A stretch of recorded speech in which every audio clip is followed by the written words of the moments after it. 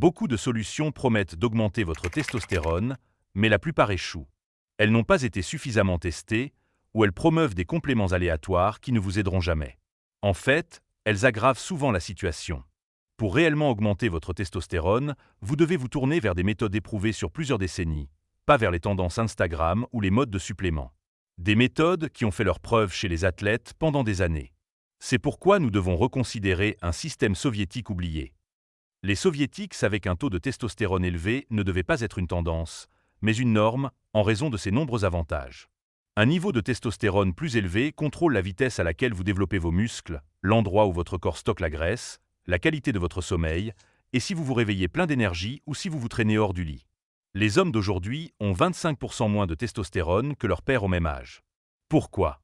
Ce n'est pas seulement dû au manque de sommeil, au stress constant et aux mauvais conseils d'entraînement.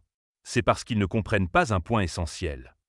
Les athlètes soviétiques gagnaient des médailles d'or olympiques à 36 ans, affichaient des corps musclés à 50 ans et avaient plus d'énergie que la plupart des gens aujourd'hui. Alors, qu'ont-ils compris que nous avons oublié? Ils savaient que votre testostérone n'a pas à chuter drastiquement, surtout si vous suivez les bons systèmes. Mais avant de plonger dans ce protocole secret, découvrez la vérité sur votre niveau de testostérone actuel et pourquoi, dans la plupart des cas, il est bien plus facile à corriger que vous ne l'imaginez.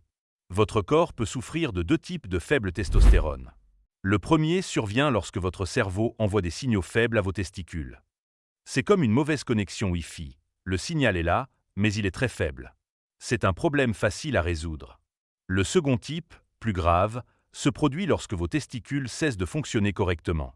On pourrait le comparer à un matériel défectueux. La bonne nouvelle, c'est que cela n'arrive généralement pas avant l'âge de 65 ou 70 ans. Jusque-là, toute baisse de testostérone est réversible. Mais plus vous attendez, plus il sera difficile d'y remédier.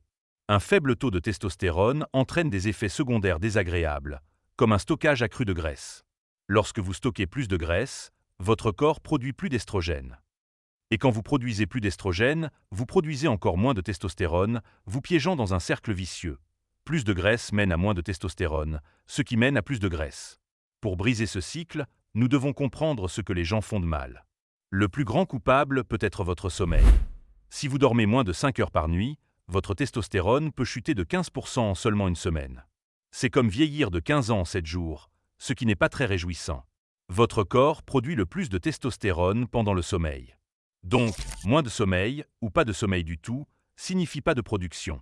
C'est aussi simple que cela. Le deuxième problème peut venir de vos entraînements. Lorsque vous poussez chaque série jusqu'à l'échec musculaire, votre corps est inondé de cortisol. Votre corps est intelligent, mais il ne fait pas la différence entre un entraînement intense et une course-poursuite avec un animal sauvage. Il libère donc ces hormones de stress dans votre sang pour vous aider à survivre. C'est le cortisol. Le cortisol et la testostérone ont tous deux besoin de cholestérol pour être produits. Ils se disputent donc les mêmes matières premières. Plus de cortisol signifie automatiquement moins de testostérone. C'est comme deux entreprises qui se font concurrence pour les mêmes fournitures. L'une gagne, l'autre perd. Pour augmenter la testostérone, nous voulons moins de cortisol. Gardez cela à l'esprit, cela deviendra important tout au long de la vidéo. Mais les entraînements intenses ne sont pas les seuls en cause. Le cardio peut aussi poser problème. Des études montrent que les coureurs de marathon ont moins de testostérone que les hommes sédentaires. Pourquoi? Le cardio chronique indique à votre corps de s'adapter en devenant plus léger et plus économe en énergie, ce qui peut entraîner une dégradation musculaire. Votre corps pense qu'il doit survivre à une famine. Cela ne signifie pas que vous devez arrêter le cardio. Cela signifie que si le cardio est la seule chose que vous faites, cela peut devenir un problème majeur. Il en va de même pour les personnes en surpoids. 10 cm supplémentaires autour de votre taille augmente de 75% votre risque de faible testostérone. Maintenant que vous connaissez tous les risques, voyons ce que les soviétiques ont fait pour augmenter leur testostérone le plus rapidement possible, afin que vous puissiez le faire aussi. La première chose était de garder des répétitions en réserve. Si vous pouvez faire 10 tractions, n'en faites que 6 ou 7. Chaque répétition que vous laissez en réserve signifie moins de cortisol et plus de testostérone.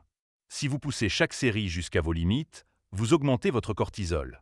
Ne pas s'entraîner à l'échec musculaire améliore votre ratio testostérone-cortisol, tout comme les mouvements polyarticulaires. C'est pourquoi la plupart de leurs exercices étaient des squats, des soulevés de terre, des développés, des tirages et des mouvements olympiques. En gros, ils faisaient des exercices qui sollicitaient presque tous les muscles de votre corps. Les grands groupes musculaires créent de grandes réponses hormonales. C'est comme comparer un petit feu de camp à un grand feu de joie. Le feu de joie a besoin de beaucoup plus de carburant, et ce carburant, c'est la testostérone. Les soviétiques n'utilisaient pas non plus les méthodes d'entraînement de surcharge progressive de base, courantes aujourd'hui.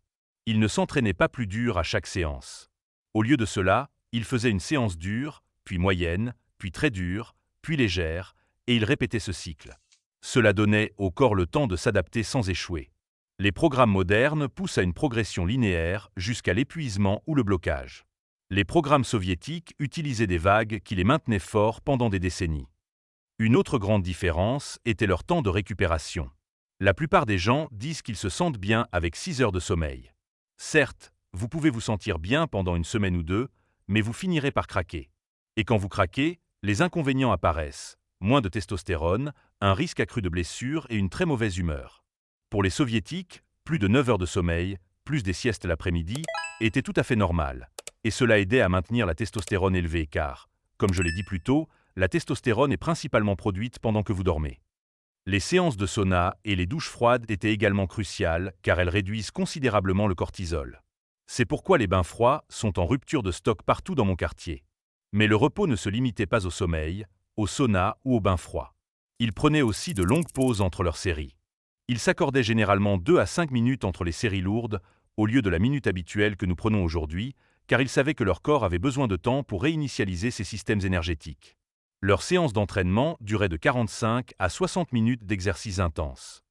Dans les salles de sport modernes, les gens se promènent pendant 2 heures, dont 20 minutes passées à faire défiler TikTok sur leur téléphone, ce qui est évidemment totalement inefficace. Le minimum que vous devriez faire est 3 séances de 30 à 45 minutes par semaine, ce qui est tout à fait possible même avec une vie bien remplie.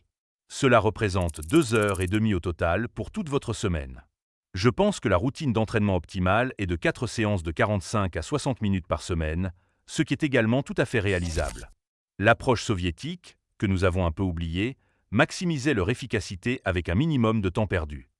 Mais la plus grande erreur que vous puissiez faire maintenant est d'attendre.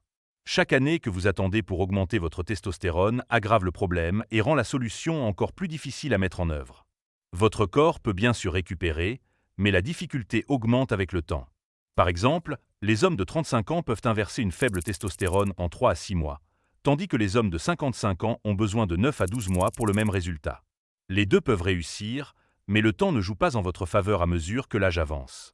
Le système soviétique n'est pas un raccourci. C'est un protocole éprouvé qui maintient les hommes forts toute leur vie. La question n'est pas de savoir si cela fonctionne, mais si vous allez commencer avant qu'il ne soit trop difficile.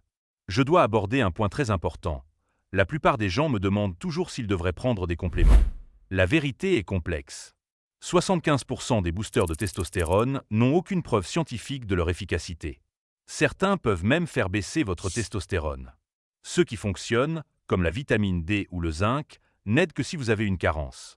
Si vous voulez prendre des compléments, vous devez d'abord consulter un médecin et faire une analyse sanguine. Mais je pense que l'entraînement est plus puissant que n'importe quelle pilule. Vous vous demandez peut-être, si je fais tout correctement, si je m'entraîne, quand verrai-je les résultats? Je ne suis pas clairvoyant, mais grâce à la science, la chronologie est assez prévisible. En 1 à 2 semaines, vous ressentirez plus d'énergie et serez de meilleure humeur. Après chaque entraînement, vous aurez un pic de testostérone pendant environ 30 à 60 minutes. C'est cette sensation d'être gonflé. En 3 à 4 semaines, vous deviendrez plus fort à la salle de sport, principalement grâce à de meilleures connexions nerveuses, mais pas encore de muscles plus gros. Et comme vous dormez correctement, votre humeur continuera de s'améliorer. Les 1 à 3 premiers mois apportent les changements visibles réels.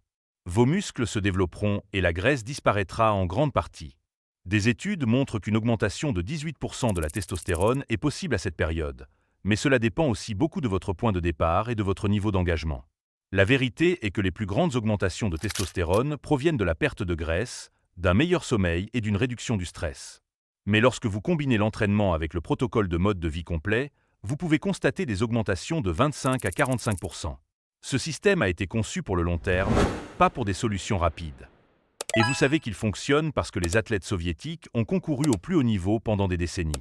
Tout comme pour les soviétiques, ce protocole vous maintiendra fort pour la vie car il respecte les cycles de récupération naturels de votre corps. La plus grande différence entre les hommes qui maintiennent leur testostérone et ceux qui la perdent se résume à une seule chose: l'action contre l'attente.